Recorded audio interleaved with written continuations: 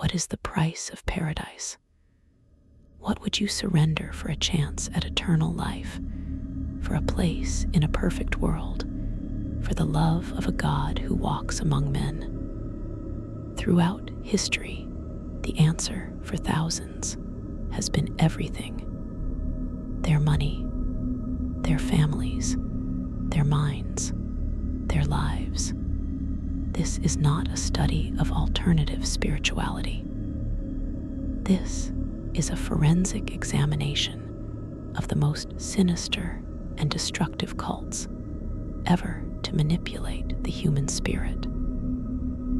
We are about to journey into worlds built on promises and sustained by terror, where the line between savior and predator was not just blurred, but deliberately erased. Before we cross this threshold, if you are prepared to understand the darkest corners of human influence, please support this channel by liking and subscribing. But only if you believe this deep historical inquiry is valuable.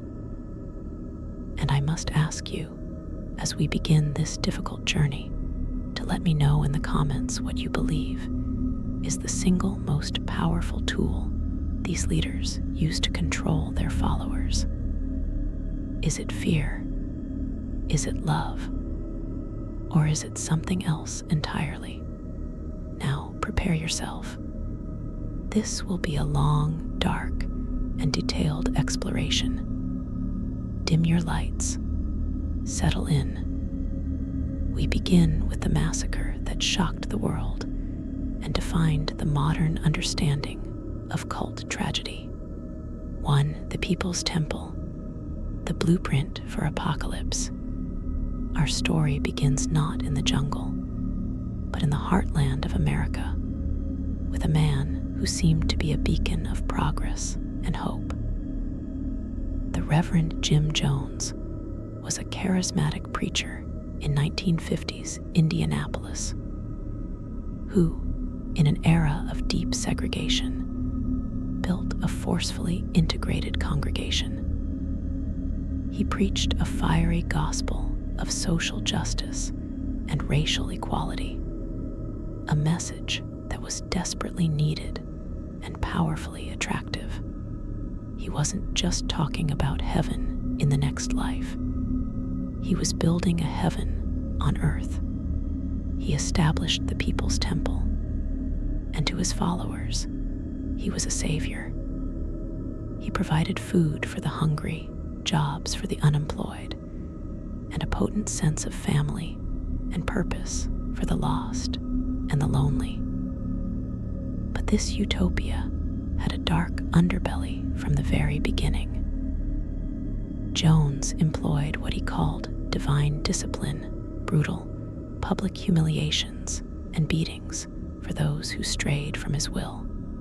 He staged elaborate fake healings, using chicken guts and covert signals to simulate the removal of cancers, solidifying his image as a miracle worker with divine power.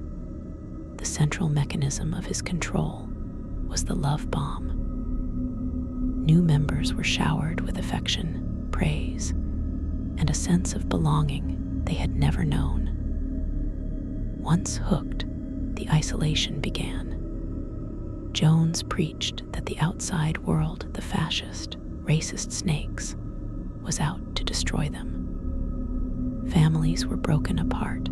Spouses were forced to confess fabricated infidelities to discredit the sanctity of marriage outside the temple. All loyalty was to be directed to one person, Father.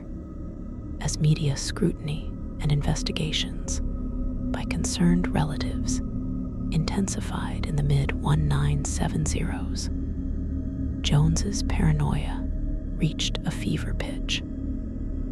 He decided to move his entire operation to a remote, self-sustaining agricultural project in the jungles of Guyana, which he named Jonestown. He promised a socialist paradise, a sanctuary from a wicked world. What his followers found was a slave labor camp. The settlement was surrounded by armed guards. The days were an endless cycle of backbreaking work in the sweltering heat, followed by hours of rambling, paranoid harangues from Jones over the loudspeaker system, often lasting deep into the night. He controlled their food, their sleep, and their minds. He began conducting white nights, suicide drills where he would force everyone, including infants, to drink a liquid he claimed was poisoned, testing their willingness to die for him, for the cause. The end was triggered by the visit of U.S. Congressman Leo Ryan in November 1978, who came to investigate the allegations of abuse. When a handful of members bravely defected and tried to leave with Ryan, Jones knew his kingdom was unraveling. As the congressman's party waited on the airstrip, Jones's gunmen arrived and opened fire, murdering Ryan and 4 others. Back in Jonestown, Jones enacted his final monstrous solution. Over the loudspeaker, in a calm, resigned voice, he declared the time for revolutionary suicide had come. He framed it not as death, but as in protest against a world that would not allow their utopia to exist.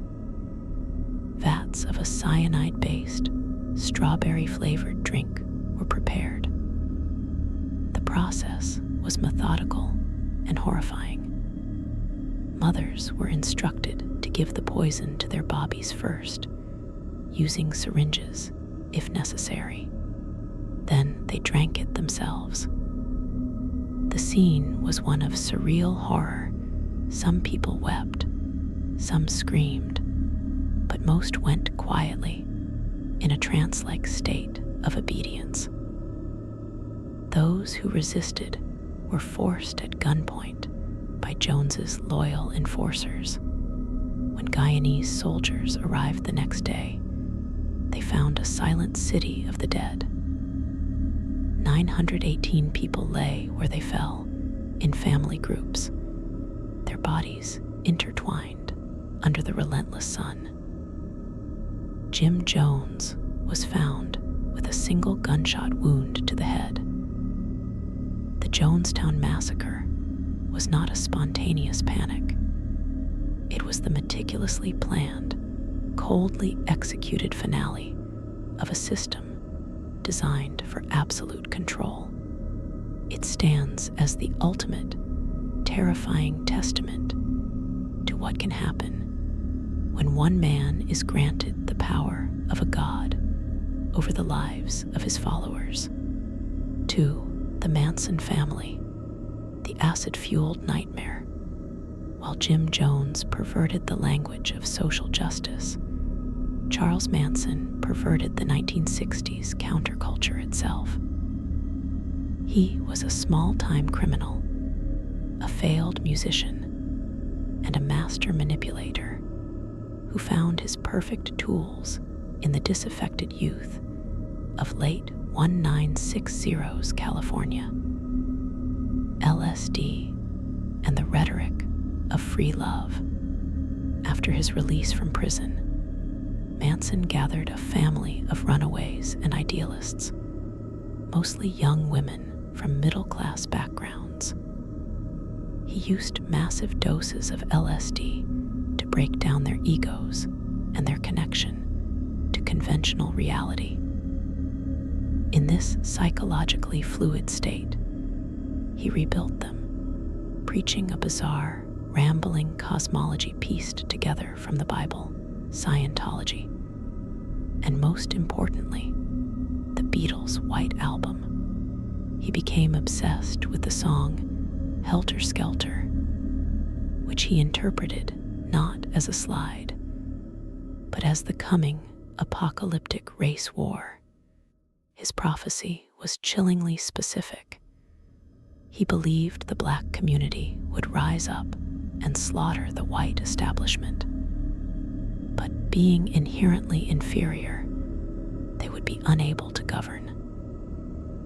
At this point, Manson and his racially mixed family would emerge from their hiding place in a bottomless pit in the desert, which he believed was an actual geographic location, and rule the world.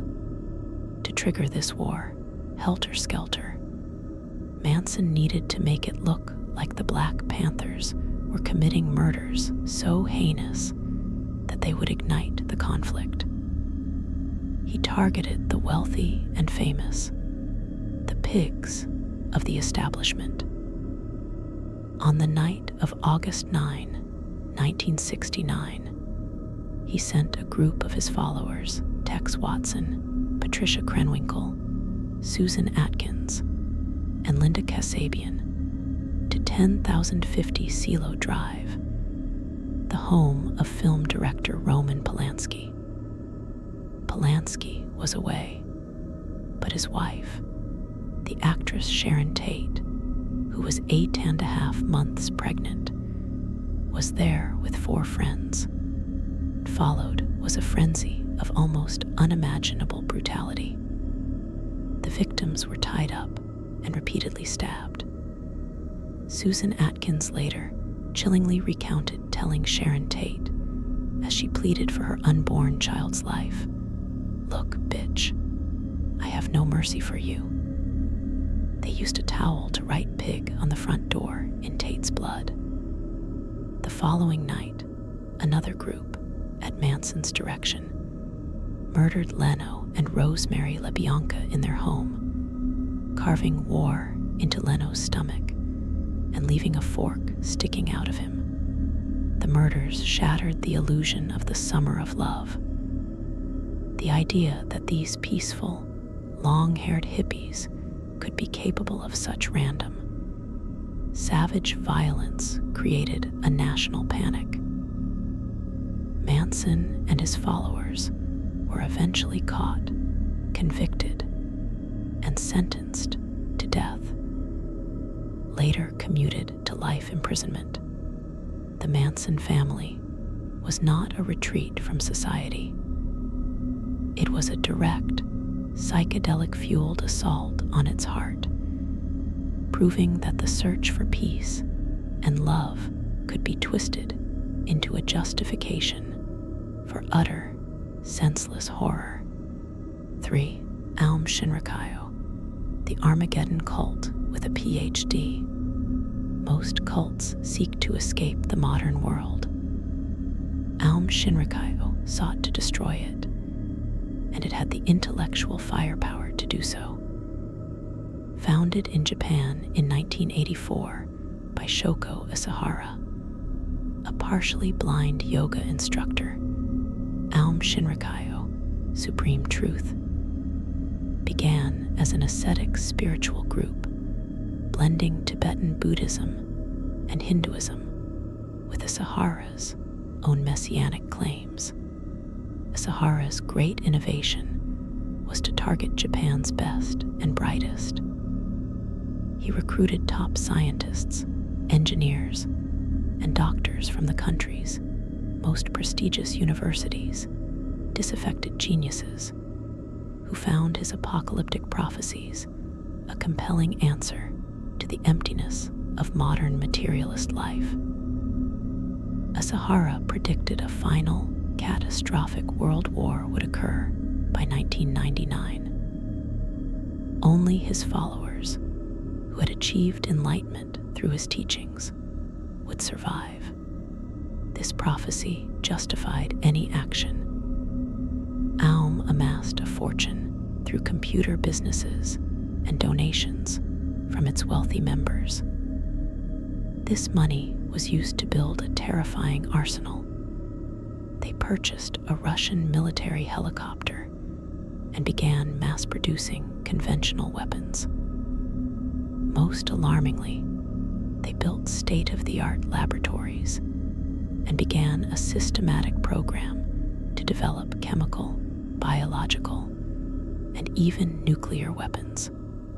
Their first major attack was an attempt to unleash weaponized botulism toxin in Tokyo in 1990, which failed. They then moved on to sarin, a deadly nerve gas. In June 1994, they released sarin in the city of Matsumoto, killing 8 and sickening hundreds. But this was just a test. Their main event came on the morning of March 20, 1995. Teams of ALM members, carrying plastic bags filled with liquid sarin wrapped in newspapers, boarded 5 separate trains on the Tokyo subway system, all heading for key government stations.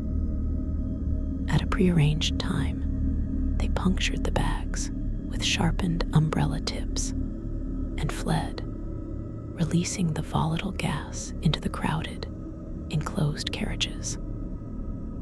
The result was pure chaos. 12 people died, and thousands were injured, many suffering permanent damage. The attack showed the world that a cult was no longer just a social or religious problem. It was a potential national security threat of the highest order. When police raided ALM's compounds, they found a staggering stockpile, enough sarin to kill millions, vats of botulism cultures, and detailed plans for other attacks. Asahara and his top lieutenants were arrested and eventually executed. Aum Shinrikyo represents a quantum leap in the evolution of destructive cults. It was a hybrid organization, part spiritual movement, part multinational corporation, part terrorist cell, a chilling portent of how ancient apocalyptic beliefs, when married to modern science and funded by vast wealth, can aim not for isolation, but for the end of the world. For the Branch Davidians, the siege at Mount Carmel, the confrontation at Mount Carmel outside Waco, Texas, is a wound in the American psyche that has never fully healed. It is a story of a collision between a messianic leader's unyielding faith and the overwhelming force of the federal government. A tragedy where both sides bear responsibility for the fiery outcome. The Branch Davidians were an offshoot of the Seventh-day Adventist Church, a sect that had splintered and splintered again, always waiting for the end times. In the late 1980s, a young, charismatic guitarist named Vernon Howell maneuvered his way to the top of the group, changed his name to David Koresh, and declared himself the final prophet, the Lamb of God described in the book of Revelation. Koresh's theology was complex and self-serving. He taught that he alone could open the 7 seals of the apocalyptic scroll, and that as the Lamb, he had the divine right to take multiple spiritual wives, including girls as young as 12, to build a new kingly line for God's coming kingdom. Meanwhile, he forbade other men in the compound from having sexual relations with their own wives. The Mount Carmel Center became his fortified harem and armed camp. The U.S. Bureau of Alcohol, Tobacco, and Firearms, ATF, acting on reports of stockpiled illegal weapons and child sexual abuse, obtained a warrant to search the compound. In a catastrophic miscalculation, they decided on a dynamic, military-style raid on February 28, 1993. The Davidians, likely tipped off, were prepared. A massive gun battle erupted, leaving 4 ATF agents and 6 Davidians dead. The FBI took over, and a 51-day siege began. Negotiators worked tirelessly, but they were fundamentally outmatched by Korsh's theological framing. He saw the siege not as a law enforcement action, but as the literal fulfillment of biblical prophecy. He was the lamb, besieged by the beast of the Babylonian government. He used the negotiations to preach, stringing the FBI along while conditions inside the compound, crowding, sanitation, stress, deteriorated. The FBI, frustrated and believing the children inside were in imminent danger, made the decision to escalate. On April 19, they began injecting CS gas into the building, using combat engineering vehicles, intending to slowly force the inhabitants out. A few hours into the operation, fires broke out simultaneously in 3 different parts of the complex. The inferno, likely started by the Davidians themselves on Korsh's orders, spread with terrifying speed. 76 people died in the blaze, including 25 children. The final death toll was 86, including the initial shootout. The Waco siege is a Rorschach test. To some, it is a story of government overreach and a botched operation that murdered innocents. To others, it is the story of a dangerous cult leader who brainwashed his followers and led them to a fiery death rather than face justice. The truth is a painful synthesis of both. It is a permanent lesson in the lethal consequences that arise when an unshakable, apocalyptic faith meets an inflexible application of force. 5. The Order of the Solar Temple. The transits to Sirius. The mass deaths at Jonestown and Waco were chaotic, public spectacles. The murders and suicides of the Order of the Solar Temple were something else entirely. Cold, ritualistic, and meticulously planned, like a secret society enacting its final, deadly rite. Founded by Luke Juret, a charismatic Belgian homeopath, and Joseph Dimambro, a master manipulator and conman. The Solar Temple was a secretive occult group that blended New Age beliefs, esoteric Christianity, and the mythology of the Knights Templar. Juret was the public face, a compelling speaker who warned of an impending ecological apocalypse. Dimambro was the shadowy architect, staging elaborate hoaxes with hidden projectors and speakers to convince wealthy, educated followers of his magical powers. Their core belief was in a coming new age, but they taught that the transition would require a fiery purification. They began to preach the concept of transit, not suicide, but a journey to the star Sirius, where they would continue their work on a higher plane of existence. This belief was the key that unlocked the final door. In October 1994, the first transit occurred. Across Switzerland and Canada, in 3 coordinated events, 54 members of the Solar Temple were found dead. The scenes were macabre and orderly. In Cherry, Switzerland, members were found in a secret chapel, shot in the head with plastic bags over them, arranged in a circular, sun-shaped pattern. In Morin Heights, Canada, a family of 5 was found dead in a burned-out house. The leaders, Juret and Di Mambro, were among the dead, suggesting a murder-suicide pact orchestrated from the top. But it wasn't over.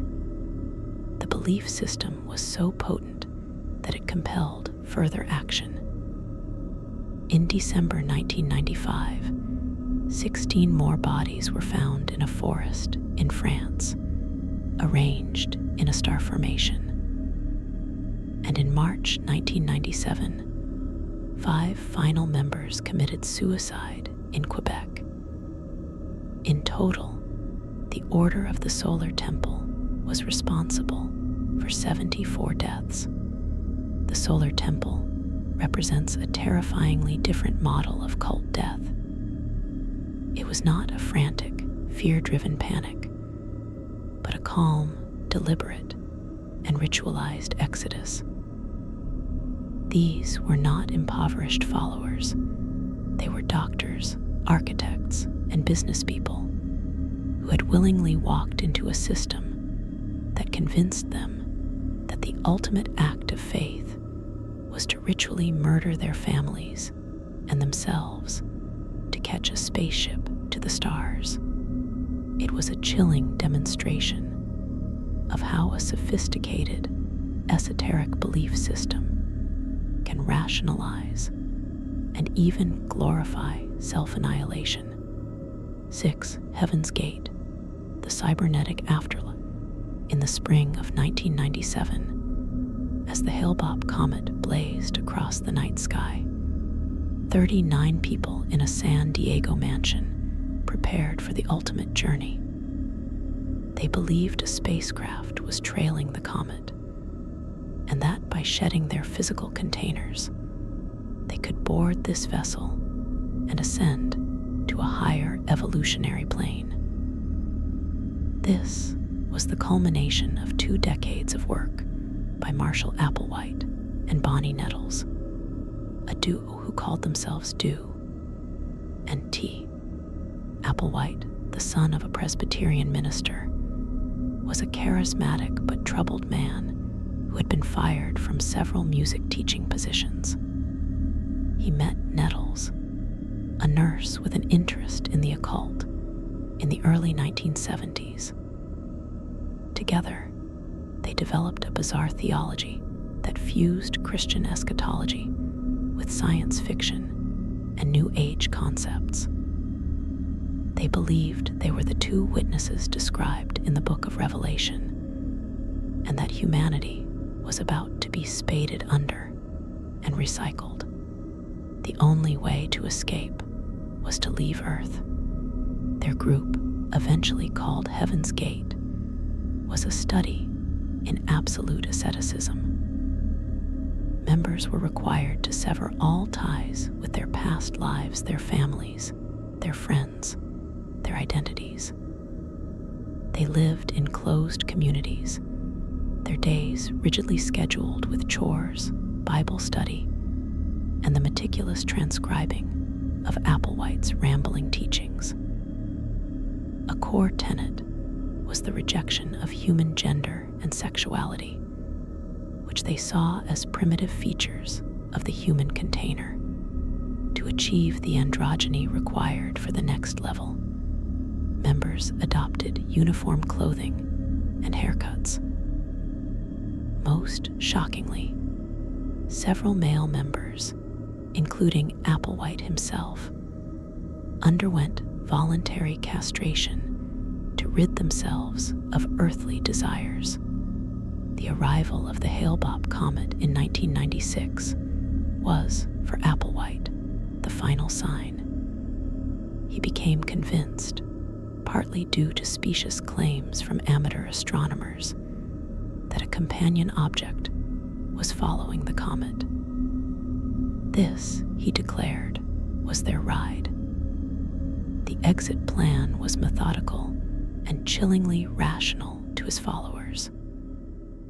In March 1997, the group rented a luxurious mansion in Rancho Santa Fe. They filmed a series of farewell videos, each member calmly explaining their logical decision to exit their bodies. The process itself was a carefully orchestrated ritual. They consumed a lethal cocktail of phenobarbital mixed with applesauce or pudding, washed down with vodka. Then, they lay down on their bunk beds, placing plastic bags over their heads to ensure asphyxiation. They died in 3 waves over 3 days. When authorities discovered the scene, they found 39 bodies, each with a $5 bill and a packed suitcase nearby, a haunting symbol of a journey they believed was literal. Heaven's Gate represents the ultimate fusion of cold logic and utter delusion, a cult where suicide was not an act of despair, but a calculated, final step in a cosmic business plan. 7. The movement for the restoration of the 10 Commandments. When prophecy fails, in the lush hills of Uganda, a cult formed around a prophecy so specific it left no room for error. The movement for the restoration of the 10 Commandments of God was led by a group of self-proclaimed prophets, including Joseph Kibutir, a failed politician, and Credonia Emwarand, who claimed the Virgin Mary had appeared to her. Their message was stark. The world would end on December 31, 1999. Adherents were instructed to sell all their possessions and gather in prayer to await the apocalypse. Thousands heeded the call. They built churches and communes, spending their final days in fervent prayer. But when the clock struck midnight and the new millennium dawned without incident, the leaders faced a crisis. Their credibility and their source of control was shattered. Dissent began to simmer. Followers who had given everything demanded their money back. Rather than admit their fallacy, the leaders devised a new, sinister prophecy. They announced that the Virgin Mary would now appear on March 17, 2000. On that day, in the village of Kanangu, over 500 followers were herded into a small church. The doors were nailed shut from the outside. Then, the building was doused with petrol and set ablaze. The inferno consumed everyone inside. Initially, the world believed it was another tragic mass suicide. But then, investigators started to dig. At other cult-owned properties, they discovered mass graves. The truth was far more horrifying. The victims of the fire had likely been murdered to silence the growing dissent. The graves contained the bodies of hundreds more who had been systematically killed in the weeks leading up to the fire, beaten, strangled, or poisoned. The final death toll surpassed 1,000, making it one of the deadliest cult-related events in history. The leaders vanished, their fate a mystery. The 10 Commandments cult is a brutal lesson in what happens when a failed prophecy meets a leadership willing to commit mass murder rather than relinquish its power. 8. The Rajneesh movement, Rajneeshpuram, the bioterrorist utopia in the dusty plains of Wasco County, Oregon.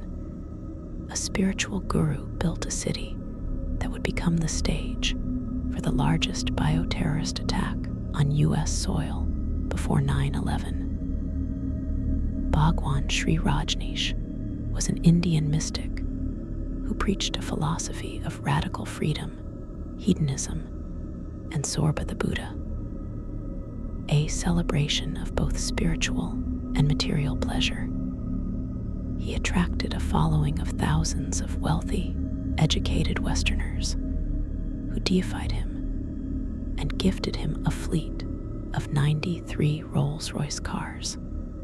His personal secretary, Ma Anand Sheela, was the ruthless architect of Rajneeshpuram, a 64,000-acre city complete with its own airstrip, fire department, and sewage system. It was a functioning socialist utopia, but it was also a sovereign entity with a private army, locked in a bitter war with the rednecks of rural Oregon. The conflict was over land use permits and voting rights. Sheila's strategy to win local elections was as audacious as it was monstrous.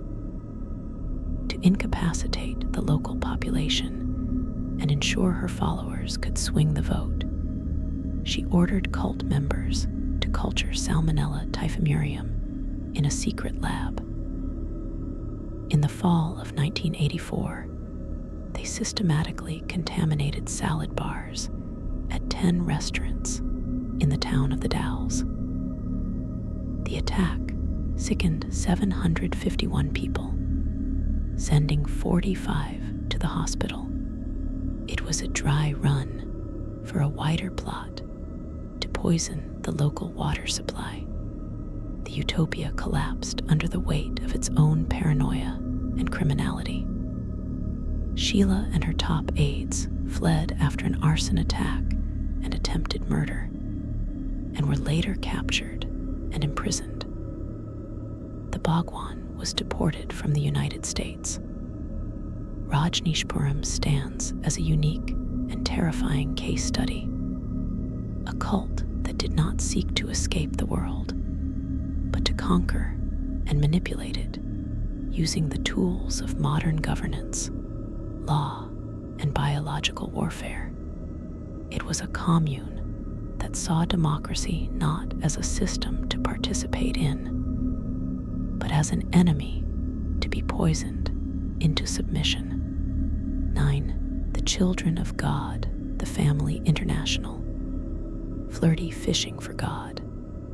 What begins as a message of love can curdle into a system of profound abuse. The Children of God, founded by David Berg in the late 1960s, started as a radical, itinerant Christian evangelical movement. Berg, who called himself Moses David, initially preached against the system and the impending end times, but his theology took a dark and predatory turn with the introduction of a doctrine he called flirty fishing, framed as a modern interpretation of Jesus's command to be fishers of men. Flirty fishing, or F-fing, required female members to use sex to recruit new, wealthy male converts. This was not seen as prostitution, but as a form of evangelism, a way to show God's love in the most intimate way possible. It was a devastatingly effective tool for both recruitment and fundraising. As the cult evolved into the Family International, its internal practices grew even more disturbing. Berg's Mo letters, the cult scriptures, contained increasingly graphic and perverse sexual teachings. He began to advocate for sexual relationships between adults and children, which he euphemistically called the sharing of affection.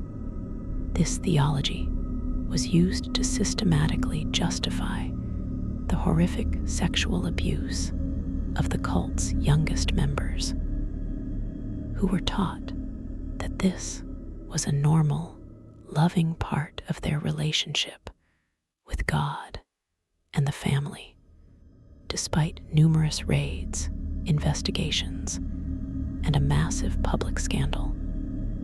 The Family International has proven resilient, rebranding itself and attempting to distance itself from its most extreme past practices. But the legacy of the children of God is one of profound, multi-generational trauma. It represents the ultimate corruption of spiritual language, where the concepts of love, salvation, and devotion were perverted into a justification for systematic predation, leaving thousands of survivors to grapple with a childhood stolen in the name of God. 10. The Anthill Cult, the Backwoods Purge. Not all cults make international headlines. Some fester in obscurity, their horrors only revealed by chance. In the remote forests of Northern California in the 1970s, a splinter group from the Black Bear Ranch commune formed an intensely isolated community that became known as the Anthill Cult. Led by a man who called himself Jonestown, the group preached a primitive, survivalist ideology centered on the concept of the group soul. Individuality was seen as a sickness. Children were considered communal property, separated from their biological parents. Punishments for disobedience were brutal and medieval, designed to break the individual will. The cult's most sinister belief was its solution for those who could not or would not conform, whom they labeled leeches. Jonestown taught that these individuals were draining the energy of the group soul, and that the only way to purify the collective was to send the leech to Jesus, a euphemism for murder. In 1981, this belief was put into practice. A member named James J.D. Lyman was deemed a leech. The cult members, including Jonestown, took him into the woods, tied him to a tree, and systematically tortured him for days, attempting to drive the demons out of him. When this failed, they bludgeoned him to death with a rock. His body was buried in a shallow grave. The murder was eventually discovered, leading to convictions for several members. The Anthill Cult is a chilling, small-scale example of how the utopian ideals of communal living can curdle into a paranoid, tribalistic nightmare, where the value of an individual life is utterly subsumed by the perceived health of the collective, leading to a justification for human sacrifice in the name of group purity. 11. The Sullivanian Institute, the therapeutic cult, in the heart of intellectual New York City, amidst the artists and therapists of the Upper West Side. A radical experiment in living disguised itself as liberation. The Sullivanian Institute began in the 1950s as a psychotherapy practice founded by Saul Newton and his wife, Jane Pierce. They preached a twisted interpretation of psychoanalyst Harry Stack Sullivan's work, claiming that the traditional nuclear family was a breeding ground for fascism and the root of all neurosis. Their prescription was social atomization. Patients, who included prominent artists, writers, and intellectuals, were systematically torn from their sick families. Divorces were encouraged, if not demanded. Children were placed in communal daycare, seeing their parents only during strictly scheduled visits. The ultimate goal was to transfer all loyalty to the group, the therapeutic community. Life was a relentless cycle of breaking down defenses. Marathon group therapy sessions, led by Newton and his inner circle, were brutal confrontations. Patients were screamed at, ridiculed, and psychologically eviscerated for hours on end. Their lives were micromanaged by the center where they lived, who they dated, what jobs they worked. A core practice was rotation, where members were forced to have sex with multiple partners within the group. A practice framed as breaking possessive, neurotic attachments. The Sullivanians were not isolated in a compound. They were a parasite within the fabric of New York's intellectual elite. They ran successful businesses that funded the leadership's lavish lifestyle. The horror was invisible to outsiders. It was a prison of the mind, where the locks were guilt, and the fear of being cast out into a world for which the members had been systematically unprepared. When the Institute finally collapsed in the 1990s, it left behind a generation of shattered families and emotionally scarred individuals who had been taught that love itself was a sickness.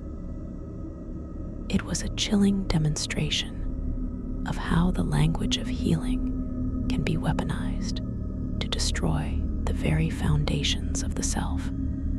12. The Church of Bible Understanding. The Holy Slave Ring. Disguised as a fervent Christian evangelical group, the Church of Bible Understanding, COBU, was a sophisticated and ruthless organization that operated for decades as a holy slave ring. Founded by Stuart Trail, a man with a 9th grade education and no formal theological training, COBU targeted vulnerable young people seeking spiritual meaning in the 1970s. The recruitment process was a masterclass in love bombing. Newcomers were showered with affection and a sense of divine purpose. Once hooked, the isolation began. Members were forced to cut ties with their worldly families and move into crowded, dilapidated group homes in Philadelphia and New York. Their old identities were systematically stripped away. The true purpose of the church was economic. COBU operated a highly profitable furniture moving company, COBU Moving, and other businesses. Members were the sole workforce. They labored 12 14-hour days, 7 days a week, performing back-breaking manual labor. Every dollar they earned was confiscated by the church. Their days began and ended with hours of intense, manipulative Bible study sessions where Trail's interpretations were law. Dissent or exhaustion was met with psychological punishment.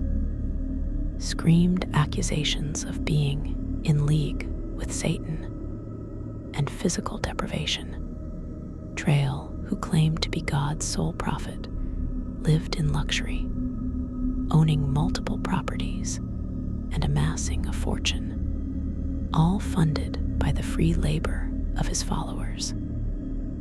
He controlled every aspect of their lives, their diet, their sleep, their relationships.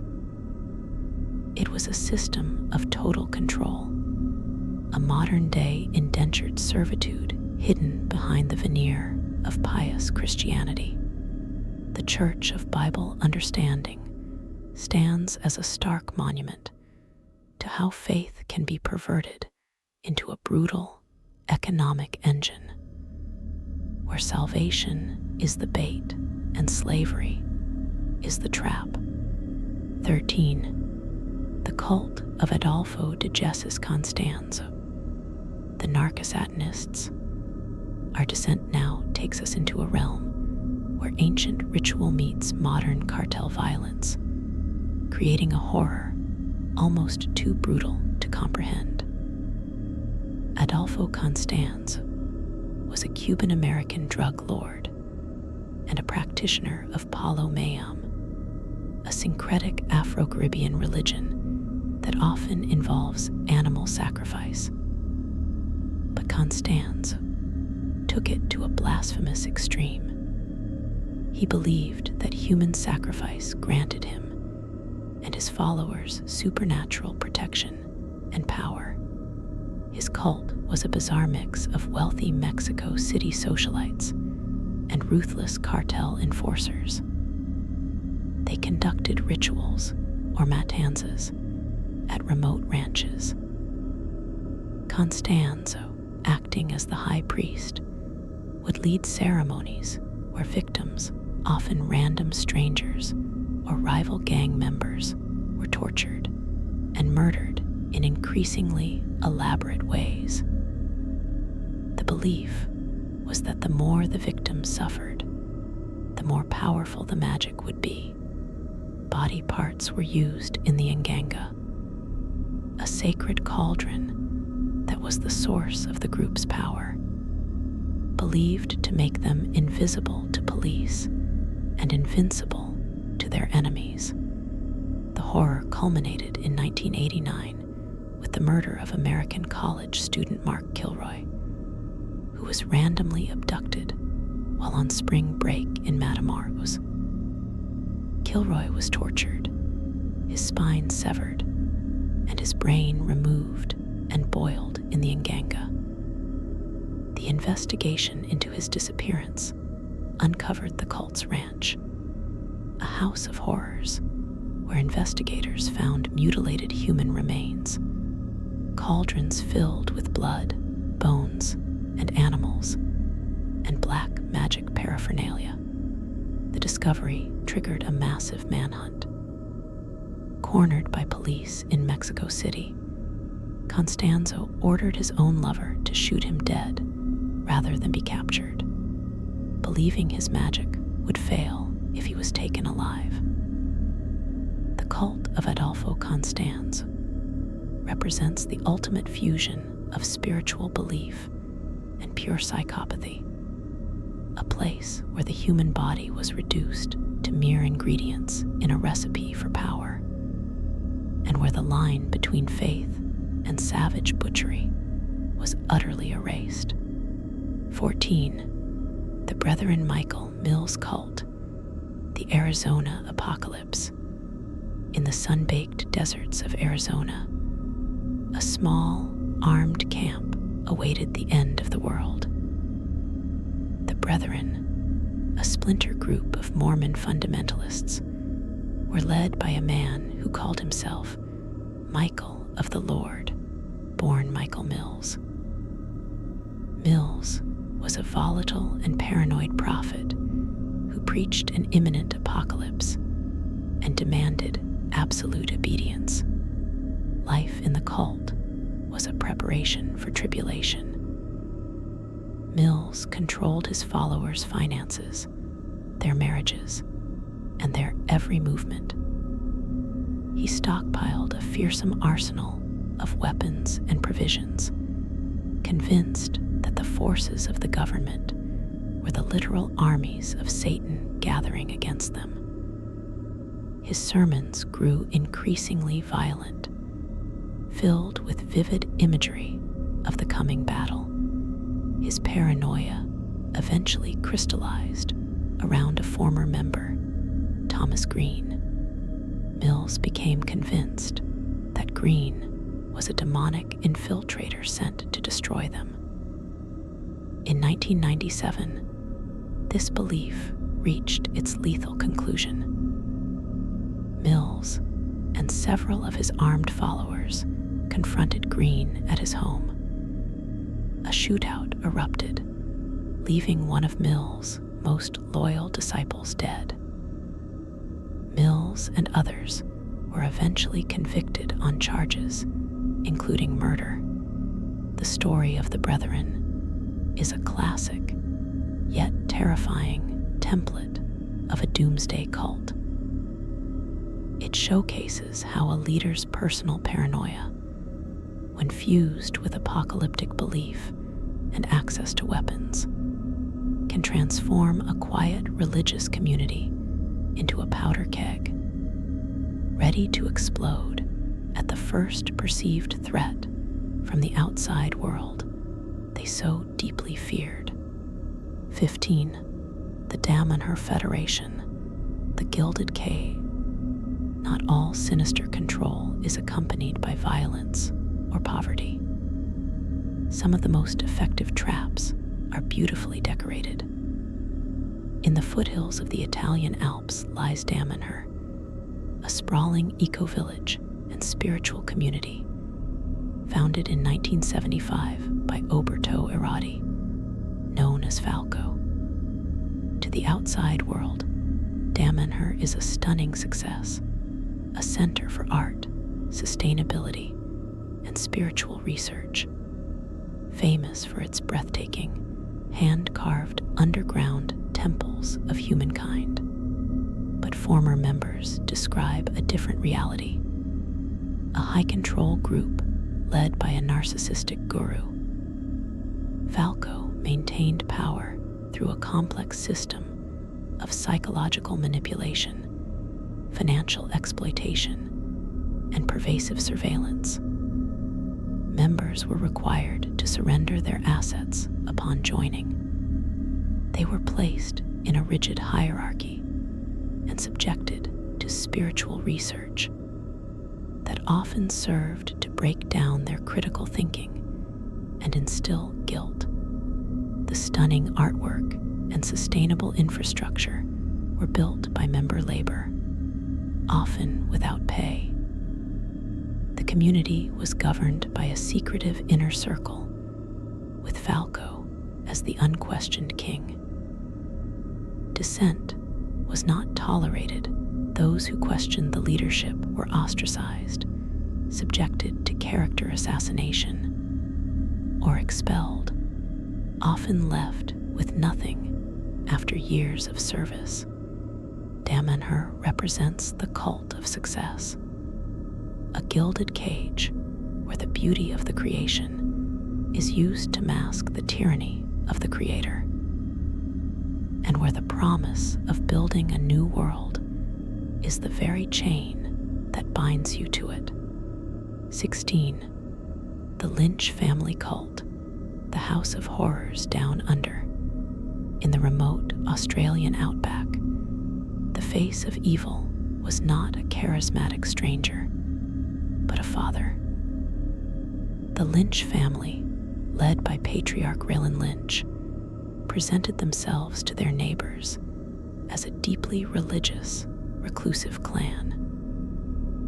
Behind closed doors, they were a self-contained cult built on a foundation of breathtaking brutality.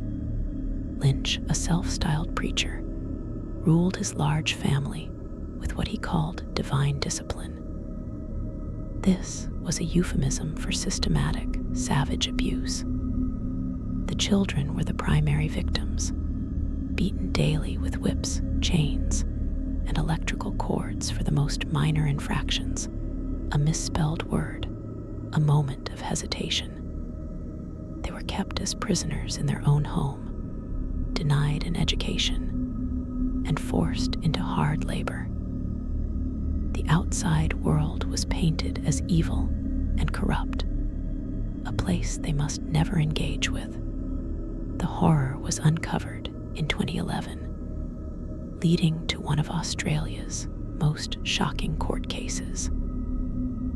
The family was exposed not by a mass death, but by the slow, grinding revelation of years of torture and slavery. Raylan Lynch and other family members were convicted on multiple counts of assault and slavery. The Lynch family cult is a terrifying reminder that the architecture of absolute control requires no complex theology, only the will of a tyrant and the complicit silence of a family, proving that the smallest and most intimate cult can be just as destructive as the largest. 17. The Tony Alamo Christian Ministry, the Prophet's Kingdom. The story of Tony Alamo is one of a cult that evolved, adapting and mutating over decades to serve the ever-growing ego and perversions of its leader. Born Bernie Lazar Hoffman, Alamo began his career as a music promoter before founding a ministry with his wife, Susan, in the 1960s.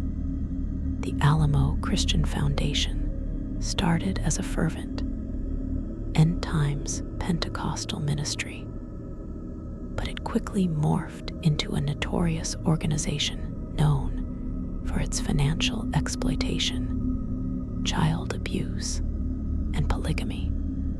Alamo established communes where members were required to surrender all their property and assets. They labored in the foundation's various businesses, from clothing manufacturing to music production, while Alamo lived in extravagant wealth, amassing a collection of luxury cars and properties. He declared himself a prophet. His sermons, a volatile mix of fire and brimstone condemnation, vehement racism, and violent anti-Catholic rhetoric. After Susan's death in 1982, Alamo's behavior grew even more extreme. He claimed to have raised her from the dead and began openly practicing polygamy, taking multiple spiritual wives. He justified this by declaring it his divine right as a prophet to build a new kingly line for God. Tragically, these wives included girls as young as 8 years old. His compound in Fouke, Arkansas, became a fortified enclave where he ruled as an absolute monarch, surrounded by armed guards and a population living in fear. The end came after a lengthy federal investigation.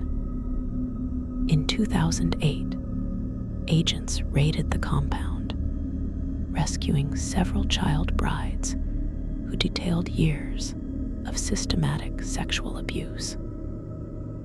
Alamo was convicted in 2009 on multiple counts of transporting minors across state lines for sexual purposes, and is now serving a 175-year prison sentence. The Tony Alamo Christian Ministry is a stark example of a cult built around a single, predatory individual who used the armor of religion to justify his lust for power, wealth, and the sexual exploitation of children. 18. The Center for Feeling Therapy. The assault on the self. In the Lowe's Angels of the 1970s, a group of psychologists promised a radical new path to mental health. The Center for Feeling Therapy, founded by Joseph Hart and Richard Courier, attracted intelligent, creative people seeking liberation from their psychological pain. They promised to tear down the false self society had imposed and help people get in touch with their raw, authentic feelings. What they built was a therapeutic cult of unparalleled psychological violence. The therapists rejected conventional psychology, positioning themselves as revolutionary gurus. Therapy sessions, which often involved the entire community, were brutal confrontations. Patients were screamed at, surrounded, and physically intimidated for hours on end. This was framed as breaking down defenses, but in reality, it was a systematic process of breaking the individual's will. Members were forced to cut ties with family and friends outside the group, who were labeled toxic. Their lives were micromanaged by the therapists where they lived, who they dated, what jobs they worked. The center became a closed system, a totalitarian state of the mind where the therapist's word was law. The ultimate goal was not health, but total dependence. When the center collapsed in the 1980s under the weight of lawsuits and internal dissent, it left behind hundreds of traumatized individuals, their psyches shattered by the very people they had trusted to heal them. The Center for Feeling Therapy stands as a chilling warning about the danger of therapies that seek not to understand the self, but to destroy it in the name of creating a new one. 19. The Black Hebrew Israelites, a spectrum of extremism. It is crucial to understand that not all groups identifying as Black Hebrew Israelites are cults or extremist. Many are benign religious organizations. However, certain sects have evolved into high-control, separatist groups with deeply supremacist and often violent ideologies. These factions preach that African Americans are the true descendants of the ancient Israelites, that white people and Jews are devils or Edomites, and that a coming racial holy war is inevitable. Groups like the Israelite Church of God in Jesus Christ, ICGJC, and the Nation of Yahweh operate with a rigid, authoritarian structure. They demand strict adherence to Old Testament laws, often including dietary restrictions and distinctive clothing. They employ classic cult techniques, love bombing during recruitment, followed by intense isolation from family and the devilish outside world. Members are subjected to lengthy, repetitive indoctrination sessions that reinforce the us versus them worldview.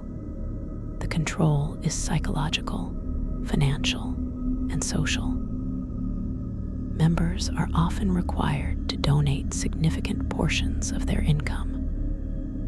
Dissent is crushed through public shamming and the threat of eternal damnation. The rhetoric can be incendiary, with leaders preaching hatred and violence against other races and LGBTQ+ individuals. While not all such groups end in mass violence, their ideology creates a powder keg of resentment and paranoia, and their absolute control over members' lives inflicts profound and lasting psychological damage, trapping them in a world of divinely sanctioned hatred and fear. 20. The Cult of Keith Raniere and NXIVM, the brand of the master. In the modern, secular world of self-help and executive coaching, a new kind of cult emerged, one dressed in the language of empowerment and human potential. NXIVM, pronounced Nexium, was founded by Keith Raniere, a man who presented himself as one of the smartest people in the world. His organization offered expensive, multi-day executive success programs, ESP, that attracted wealthy clients, Hollywood actors, and scions of powerful families. The courses were a labyrinth of confusing jargon and pseudoscientific concepts designed to instill confusion and vulnerability. Ranier's teachings, known as rational inquiry, forced participants to confront their ethical breaches in humiliating marathon sessions, breaking down their self-esteem and making them dependent on the group for validation. But the true horror was a secret society within NXIVM called DOS, a pyramid-shaped group of women led by Ranier's top lieutenant, actress Allison Mack. These women were told DOS was an elite women's empowerment group. In reality, it was a sex cult and slave ring. Members were coerced into providing collateral, damaging material about friends and family to ensure their silence. The most shocking practice was that each member was branded on their pelvis with a symbol that included Ranier's initials. They were also assigned caloric-restricted diets and required to be sexually available to Ranier, whom they called the Master. The sophisticated, modern facade of NXIVM collapsed in 2017 when the branding and slavery were exposed. Ranier was convicted on charges including racketeering, sex trafficking, and forced labor conspiracy. NXIVM represents the 21st century cult.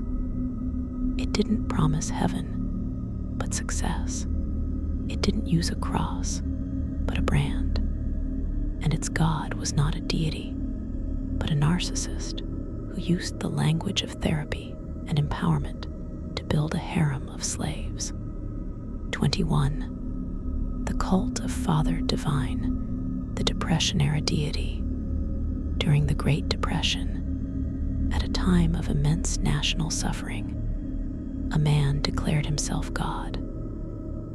Father Divine, born George Baker, built an international movement, the Peace Mission, that offered food, shelter, and hope to thousands of destitute Americans, both black and white.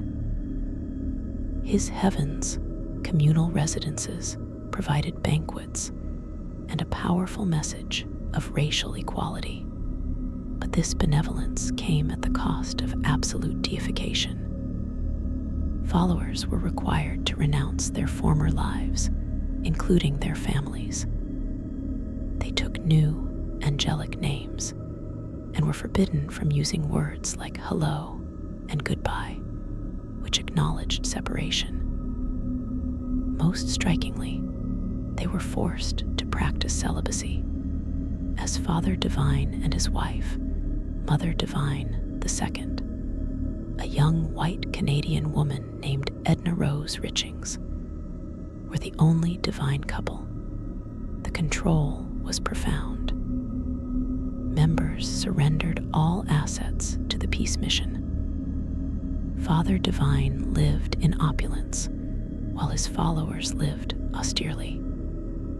He claimed credit for every positive event and was treated as an infallible deity, while the Peace Mission did not end in violence and provided real material aid. It was a kingdom built on the total surrender of its subjects' identity and autonomy to a man who presented himself as God on earth, a Messiah who demanded not just faith, but the complete erasure of the self in his presence. 22. The cult of Yahweh Ben Yahweh, the Miami Messiah. In the early 1980s, a man named Hulon Mitchell Jr. arrived in Miami and declared himself Yahweh ben Yahweh, God, Son of God. He founded the Nation of Yahweh, a black Hebrew Israelite sect, and quickly amassed a following in the thousands. He promised his followers that they would inherit the earth from the white devils. Yahweh ben Yahweh built a multi-million-dollar empire through real estate and businesses, all funded by his followers' donations and labor. He lived in a mansion, wore white silk robes, and was driven in a white Rolls-Royce, while his followers lived in crowded group homes. His control was absolute. He demanded strict obedience and instituted a paramilitary wing called the Brotherhood. The group's dark side soon emerged. To prove their loyalty and to terrorize the community, members of the Brotherhood were ordered to carry out acts of violence. Their signature was to decapitate their victims and bring the severed heads to Yahweh ben Yahweh as a tithe. Over a dozen murders were linked to the cult, including the firebombing of a Miami neighborhood. Yahweh ben Yahweh was eventually convicted of conspiracy to commit murder and racketeering. His cult is a brutal example of how black nationalist ideology, when fused with the absolute authority of a messianic leader, can be twisted into a justification for terrorism and murder. 23. The 12 tribes, the Yellow Delhi, and the Rod of Correction. In quaint towns across the world, you might find a charming, rustic cafe called the Yellow Delhi. Its members are friendly, hardworking, and dedicated to a simple, communal life. But behind this idyllic facade lies the 12 tribes, a fundamentalist Christian cult with a dark and punitive heart, founded in the 1970s by Albert Eugene Gene Spriggs. The 12 tribes live in isolated, self-sustaining communities. They operate successful businesses like the Yellow Delhi chain and Common Sense farm soaps, which fund their operations and present a wholesome public image. But within their communities, a strict and unforgiving doctrine reigns. The group preaches intense patriarchy, racial segregation, believing different races should not mix, and a deep-seated homophobia. Most disturbingly, the 12 tribes are notorious for their practice of physically disciplining children with the rod. This is not a light spanking. Former members describe being beaten repeatedly with thin, flexible rods, leaving welts and bruises for offenses as minor as crying or fidgeting. This systematic corporal punishment is justified by their literal interpretation of biblical verses. Children are also removed from public school to be homeschooled within the group's isolated belief system, cutting them off from outside influences. The 12 tribes represent a cult that has learned to hide in plain sight, its brutality confined to the private sphere, its public face a mask of artisanal bread and neighborly smiles. 24. The cult of Lu Shengyan and the Buddhist Compassion Relief Tzu Kai Foundation. It is with great care that we approach an organization as vast and publicly lauded as the Tzu Kai Foundation.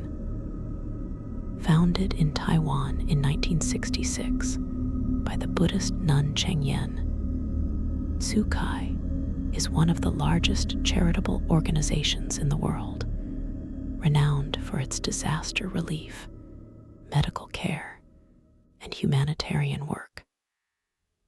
Millions see it as a force for pure good.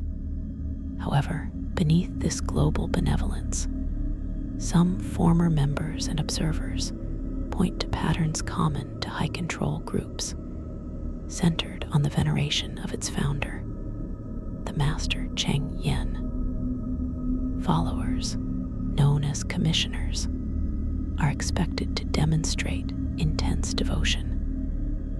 They are encouraged to wear the organization's uniform, adopt its specific forms of speech and behavior, and dedicate immense amounts of time and money to its causes. The line between voluntary charity and obligatory devotion can blur. Critics describe a culture of conformity and a subtle but powerful pressure to conform to the Master's teachings without question.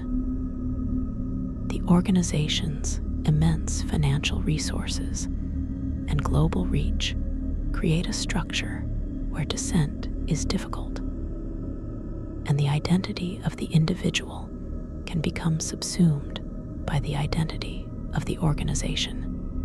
While Tsukai's works are undeniably charitable, its scale and the absolute reverence for its founder create a dynamic that, for some, crosses from a spiritual path into a system of soft control, where the price of doing good in the world is the surrender of the self to the collective.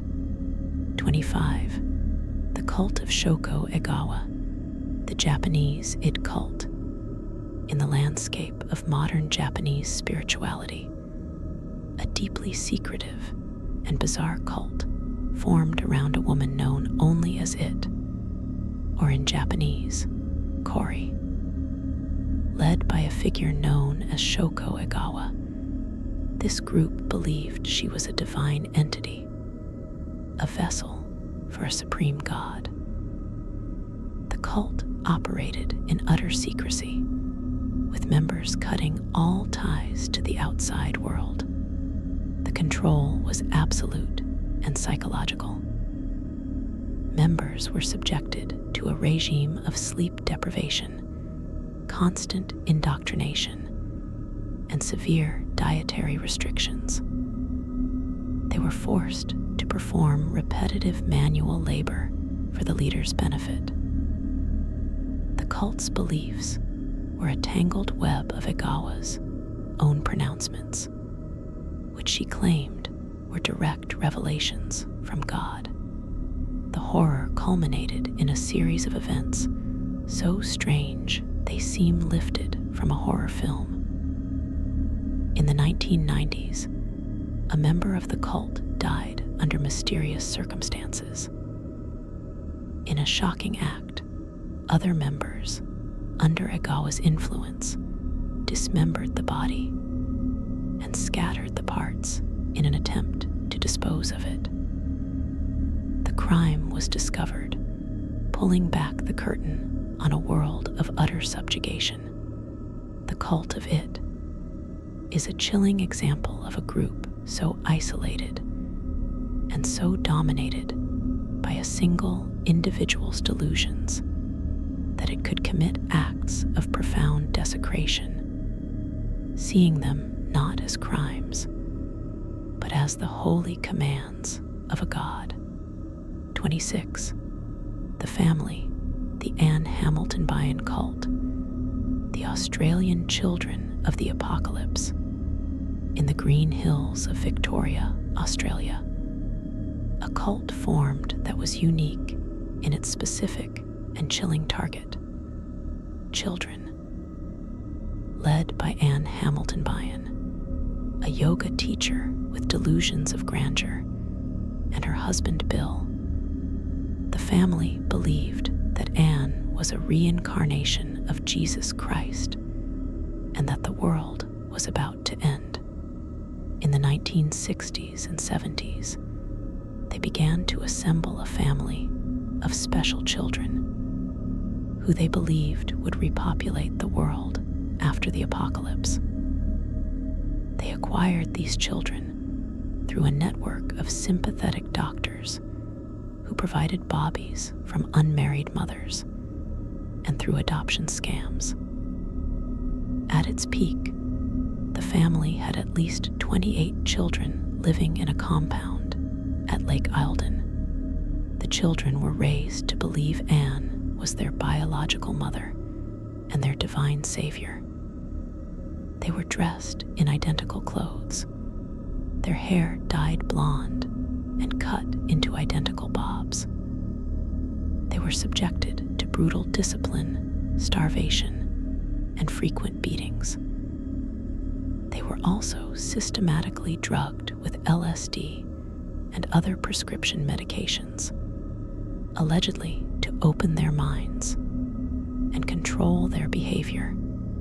Cult was eventually exposed in 1987 by a former member and a brave Victoria police sergeant. The children were rescued, many showing signs of severe physical and psychological trauma. They had been raised in a bizarre, abusive universe, taught that their tormentor was their god. The family represents one of the most disturbing forms a cult can take, one that does not just recruit adults, but manufactures its own followers from infancy, stealing their pasts and poisoning their futures. We have walked through 24 kingdoms of fear. We have seen the charred ground of Jonestown, the silent mansions of Heaven's Gate, the blood-stained ranches of the narco-satanists, and the gilded cages of Damanhur. We have witnessed the exploitation of the Sullivanians, the slavery of the Church of Bible Understanding, and the stolen childhoods of the family. The faces and the methods change, but the blueprint remains terrifyingly consistent. It always begins with a promise of salvation, of purpose, of love, of a place in a perfect world. Then comes the isolation, the slow severing of the individual from the anchors of their old life, family, friends, critical thought. The leader's word becomes law, their ideology the only reality. And finally, the system demands proof of loyalty, a price that escalates from money to time to family to mind, and in the most tragic cases, to life itself. These are not stories about monsters. They are stories about us, about the profound human vulnerability that resides in every heart, the need to belong, to matter, to understand our place in a confusing world. These leaders are master cartographers of that inner vulnerability. They do not create the emptiness, they find it, and they fill it with themselves. The warning of history's dark lullabies is not to fear the strange or the different. The warning is to be wary of the answer that is too simple, the love that is too demanding, the truth that forbids questions. The most powerful antidote to this darkness is not suspicion, but a strong and resilient self, anchored in the messy, complicated, and beautiful reality of free will and human connection. These stories are the dark lullabies we tell, so we do not forget. So we can recognize the melody when it begins to play, however softly, in our own lives or in the lives of those we love. This has been a presentation of history's dark lullabies. Thank you for listening. Remember the stories, heed the warning, guard your mind, and cherish your freedom, for they are the most precious things you possess.